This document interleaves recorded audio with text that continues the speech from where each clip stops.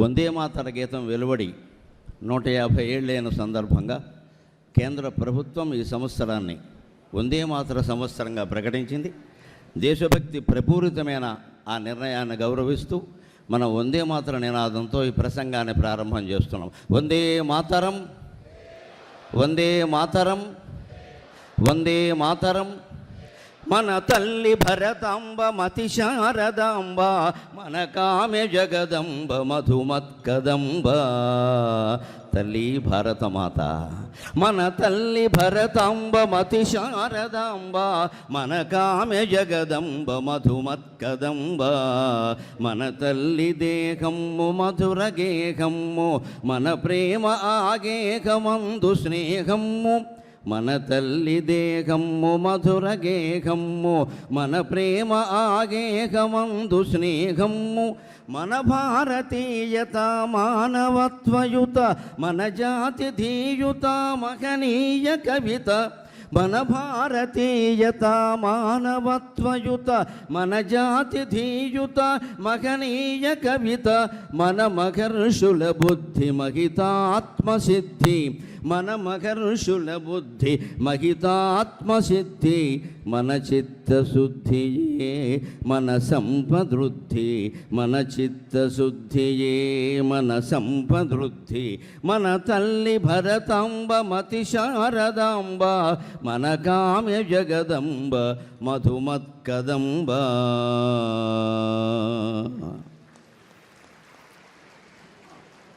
ఈ కాలంలో తల్లి కడుపులోంచి బయటపడింది మొదలు వల్లకాట్లోకి వెళ్ళే వరకు మనిషికి ఆందోళనే మిగిలింది, ఆనందం మిగలలేదు. 1వ తరగతి పిల్లాన్ని పలకరించిన వాడి బాధ వాడుకుంది. నేను చదివేది ఎల్కేజీ, వీపు మీద 10 kg, సద్దన్నం ప్యాకేజీ, వాటర్ బాటిల్ లీకేజీ, నా గొడవ నాది, నన్ను ఏం చేయమంటా ఉంటాడు. వాడి టెన్షన్, వాడి ఆందోళన వాడిది. సాయంత్రానికి హోంవర్క్ చెయ్యాలి వాడుకో ఇంత సిలబస్, ఎన్ని పుస్తకాలు. పోనీ వాడు 10వ తరగతికి వచ్చాక ఏమైనా సుఖంగా ఉంటాడంటే ఉండడు. అప్పుడు వాడిని ఇంటర్మీడియట్ పేరు మీద చంపేస్తారు. ఇంటర్మీడియట్లోనూ సుఖంగా ఉండడు. ఎంసెట్ పేరు మీద చంపేస్తారు. ఎంసెట్లోనూ సుఖంగా ఉండడు. తర్వాత మెడికల్ సీటు, ఇంజనీరింగ్ సీటు పేరు మీద ఒత్తిడి చేసేస్తారు. అప్పుడు కూడా సుఖంగా ఉండడు. అందులో పెద్ద ర్యాంకులు రావడం కోసం ఒత్తిడి చేస్తారు. అది అయ్యాక కూడా సుఖంగా ఉండడు. మళ్ళీ ఉద్యోగం కోసం ఒత్తిడి పెరుగుతుంది. ఉద్యోగం వచ్చాక కూడా సుఖంగా ఉండడు. అప్పటికి సన్నాసిగా 30 ఏళ్ళు వస్తే పిల్లనిచ్చేవాడు ఉండడు. అందుకని పెళ్లి లేక ఒత్తిడి. పెళ్ళయ్యాక ఎలాగూ సుఖంగా ఉండడం అనేది వేదిక మీద ఎవరిని అడిగినా చెప్తారు. ఆ విషయం అనుమానమే లేదు ఇక్కడ. ఇంకా పాపం పెళ్ళి కాని వాళ్ళు ఏమైనా ఆశపడుతున్నారేమో అని మమ్మల్ని ఎవరిని అడిగినా చెబుతాం. ఎవడూ సుఖంగా, ఆడా చెప్తారు, మగా చెప్తారు. ఇందులో ఎవరెవరిని బాధ పెట్టారో తెలియదు, కానీ మొత్తం మీద అంతే నడుస్తుంది ఇక్కడ.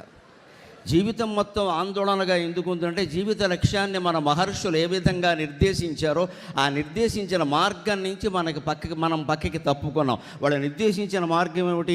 మన మహర్షుల బుద్ధి మహితాత్మసిద్ధి. ఆత్మసిద్ధి అనేది నీ జీవితానికి లక్ష్యం. మిత్రమా, నువ్వు వైద్య విద్యార్థివైనా, ఇంజనీరింగ్ విద్యార్థివైనా, గృహిణివైనా, గృహస్థువైనా, సన్యాసివైనా, బ్రహ్మచారివైనా, ఏ రంగంలో ఉన్నా సరే ఆత్మజ్ఞానం పొందావా లేదా? నీవెవరో నీకు తెలిసిందా లేదా? నీవెవరో నీకు తెలియనప్పుడు ఈ ప్రపంచం గురించి తెలుసుకునే ప్రతి విషయము దండగే. ఆ ఆత్మసిద్ధి పొందగలగాలి. ఆ ఆత్మసిద్ధి పొందాలి అంటే 1వ తరగతి తెలుగు వాచకంలోనే 4 మాటలు పెట్టారు వాళ్ళు. తెలుగు మాధ్యమంలో విద్యలో అంత గొప్పదనం ఉంటుంది. అమ్మయటన్న మాట మనకు అక్షరమాలను దిద్దునప్పుడే కమ్మగా నేర్పినారు.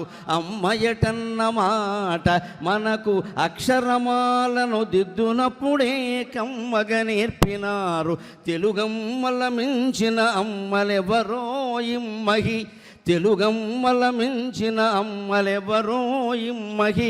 ఆవును ఇంటిని ఇక ఈశ్వరునిందలపించినారు మాయమ్మలో. అమ్మయటన్న మాట మనకు అక్షరమాలను దిద్దునప్పుడే కమ్మగా నేర్పినారు. తెలుగమ్మల మించిన అమ్మలు ఎవరో ఇమ్మహి. ఆవును ఇంటిని ఇక ఈశ్వరునిందలపించినారు మాయమ్మలు. తెలుగు పద్యములనంకితమిత్తము, తెలుగు పద్యములనంకితమిత్తము వారి ప్రేమకై. పెద్దలు ఇంకా మొహమాట పడి 1 నుంచి డిగ్రీ వరకు తెలుగు తప్పనిసరి చేయాలి అంటున్నారు. నేను అలా మాట్లాడను, నేను అంత పెద్దవాడిని కాదు. ఖచ్చితంగా ఇంగ్లీష్ మీడియం అనే దౌర్భాగ్యాన్ని 1వ తరగతి నుంచి నాశనం చేసి 5వ తరగతి వరకు తెలుగు మాధ్యమం పెట్టినప్పుడు మాత్రమే తెలుగు నిలబడుతుంది. నాశనం చేయాల్సిందే ఖచ్చితంగా, లేకపోతే నిలబడదు.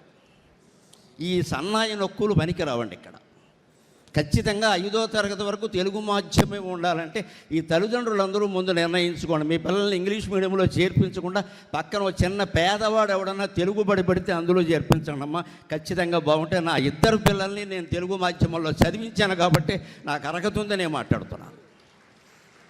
నా 2 పిల్లలు మహావైభవంతో, వైభవం అంటే సంతృప్తి, సంపదలు కాదండి. వాళ్ళకి అవసరమైన సంపదలు వాళ్ళకు ఉన్నాయి. వాళ్ళకి సాయం చేయదగిన అవకాశం నాకు భగవంతుడు ఇచ్చాడు. తెలుగు మాధ్యమంలో చదువుకోవడం వల్ల నా పిల్లలు కానీ, నేను కానీ, ఇక్కడ వేదిక మీద ఉన్న పెద్దలు కానీ ఎవ్వరూ నష్టపోలేదు. మనం ఏ అజ్ఞానంలో ఉన్నామంటే మనకి ఇంగ్లీష్ మాధ్యమం కావాలి, సాఫ్ట్వేర్ కావాలి, ఇంజనీరింగ్ కావాలి, అమెరికా వెళ్ళిపోవాలి, ఆస్ట్రేలియా వెళ్ళిపోవాలి. మనం పోయినా వాడు ఎక్కడికి రావద్దు, మన ఉద్దేశంలో అంతే లెక్క. ఈ దౌర్భాగ్య మనస్తత్వం నుంచి తల్లిదండ్రులు ముందు బయటపడాలి. విద్యా సంస్థల నిర్వాహకులు వెంటనే బయటపడాలి. ఉపాధ్యాయుల్లో ఒక కర్తవ్య నిర్వహణ జరగాలి. అది జరగాలంటే 1వ తరగతి తెలుగు మాధ్యమంలో చదివిన వాళ్ళందరూ పాత పుస్తకం ఓసారి తిరగేసి చూడండి. మన హిందూ ధర్మానికి తెలుగు భాషకి ఎంత అవినాభావ సంబంధం ఉందో అర్థమవుతుంది. అందులో 1వ తరగతి 1వ పుటలో అమ్మ, ఆవు, ఇల్లు, ఈశ్వరుడు అని 4 మాటలు ఉంటాయి. అమ్మ ఎందుకు? అకారం నేర్పడానికి అమ్మ, ఆకారం నేర్పడానికి ఆవు, ఇకారం నేర్పడానికి ఇల్లు, ఈకారం నేర్పడానికి ఈశ్వరుడు అవసరం లేదండి. అమ్మ బదులు అప్పడం పెడితే చాలామంది వస్తారు. ఆవు బదులు ఆనపకాయ పెడితే కూడా తెలుస్తుంది.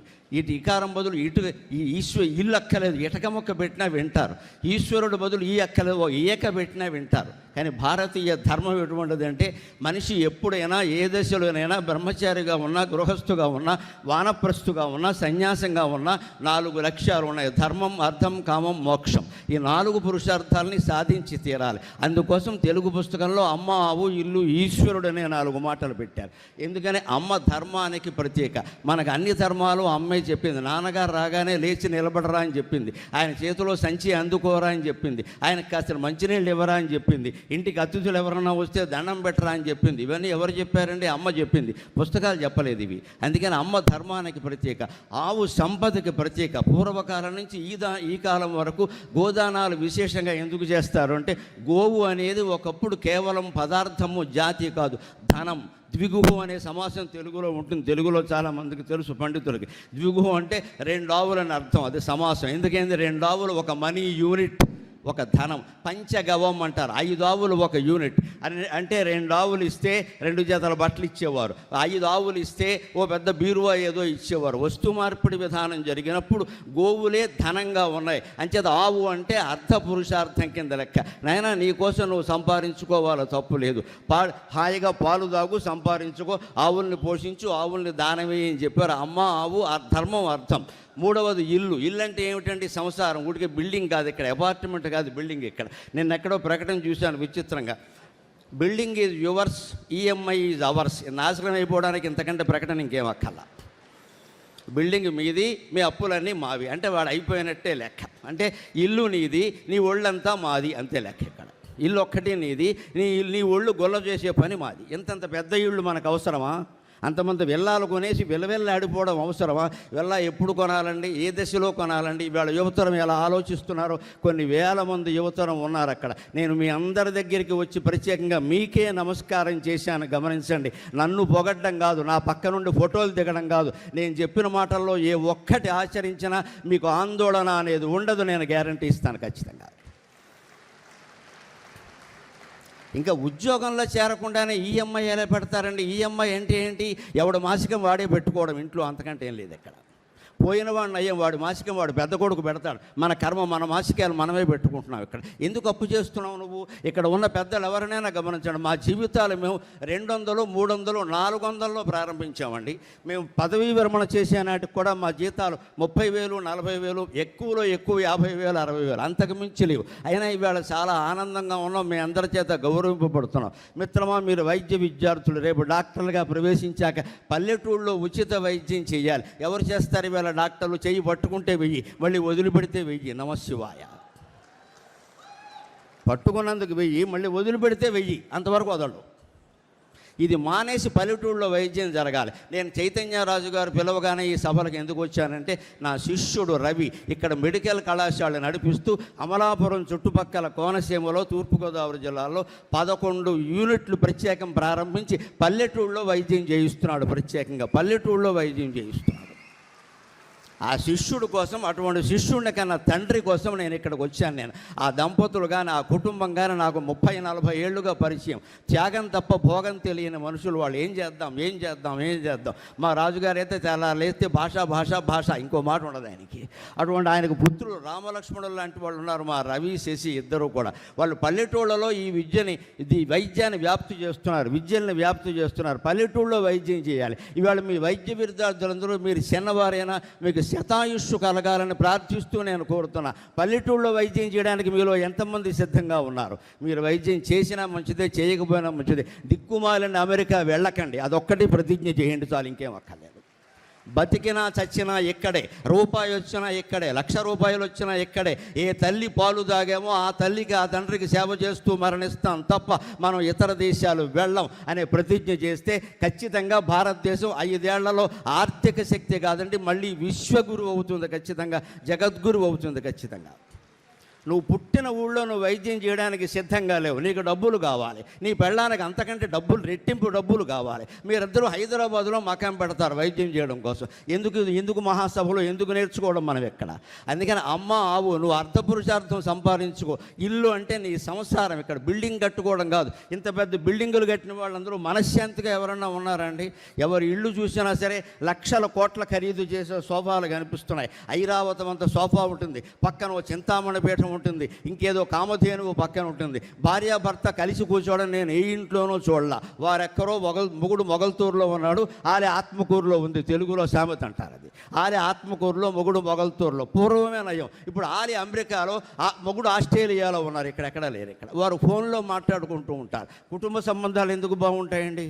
ఇల్లు బాగుండాలంటే ధర్మం, అర్థం, తర్వాత కామపురుషార్థం. అదే ఇల్లు. ఇల్లు అంటే కేవలం కుటుంబం కాదు, అక్కడ మన్మథ పురుషార్థం అని కూడా అర్థం కాదు. లైంగిక బంధాన్ని ధార్మికం చేసి, వివాహ బంధం చేసి, సంతానాన్ని దానికి ముడివేసి, మమకారాన్ని పెంచి, అహంకారాన్ని తగ్గించి, మోక్ష మార్గం చూపించిన ఏకైక జాతి హిందూ జాతి, ఏకైక మతం హిందూ ధర్మం. అది అనుసరిస్తేనే మనం బాగుంటాం ఖచ్చితంగా.